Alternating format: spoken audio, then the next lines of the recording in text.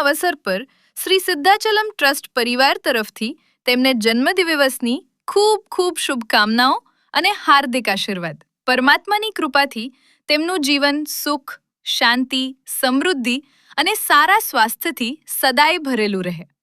ભૂપેન, તમને જન્મદિવસની ખૂબ ખૂબ શુભકામનાઓ. જો આ વિડીયો તમને પસંદ આવ્યો હોય તો જરૂરથી લાઈક કરો, શેર કરો અને તમારા પરિવારજનો તથા મિત્રો સુધી પહોંચાડો.